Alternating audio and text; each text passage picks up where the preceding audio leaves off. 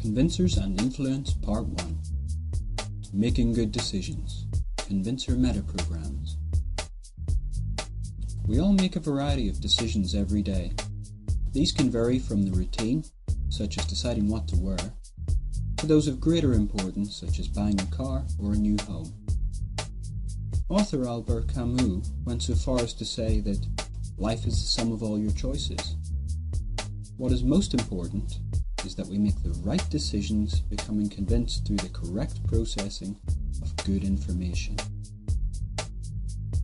When you become convinced about something, whether it's something you're thinking about buying, an idea you're being told about, or the trustworthiness of a person or a source of information, we all have a point after which we can be convinced of something in response to consistent input.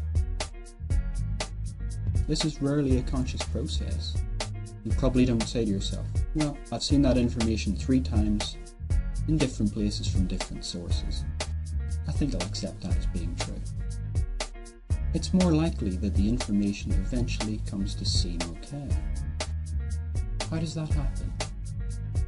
For starters, 2 deep filters or metaprograms are involved in this process. The first filter is called Convincer Channel. What is it exactly, and how does it work? Well, we all experience the same world, yet focus on different things and process the information of our senses in different ways.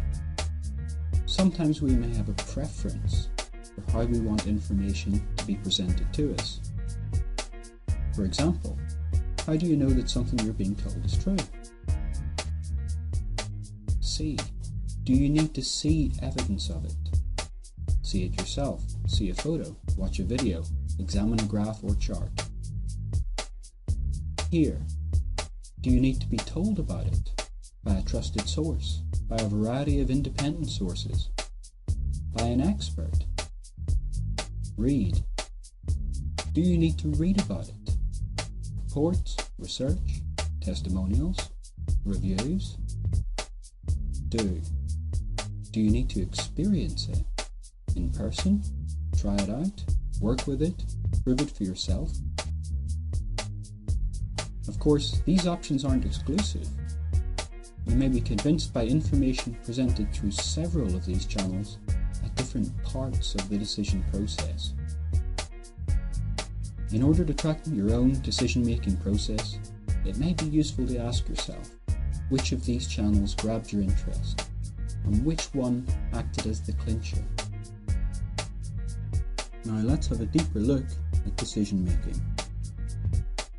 The second filter is called Convincer Mode. What is it and how does it work?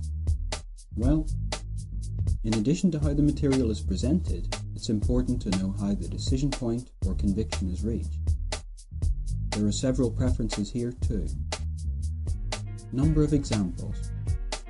How many times do you have to be presented with a piece of information before you trust its authenticity? For example, how many times do you need to be told that a particular movie is good before you decide to go and see it? Naturally, marketers know that repetition helps in convincing many people to make a buying decision. The idea is that repeated exposure provides sufficient examples to pass the convincer threshold. Fortunately, it's not quite that simple. Period of time. Do you have to evaluate something over a certain period of time in order to establish its worth? For example, how long do you need to have a new piece of software before you're convinced it does what it's supposed to? This is why a lot of companies offer a free, time-limited trial of their product. They know that many people require time to evaluate and decide, so they can become convinced to buy something. Automatic. People in this small category decide very quickly based on a small amount of information. They quickly believe anything that they find plausible and often give the benefit of the doubt. Never convinced. People with this strategy are never completely convinced. They need to recheck every time. They hold that what was true yesterday isn't necessarily true today. I'm sure you can readily understand where that way of processing might be limiting and where it can be extremely valuable. Test it out for yourself by answering these 3 questions. Question 1.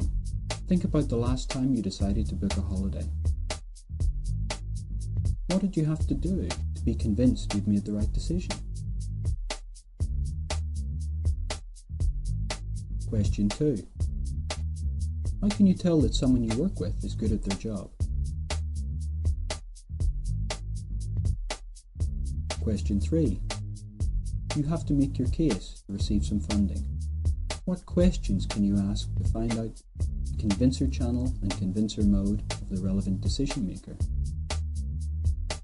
How will that help you present your case?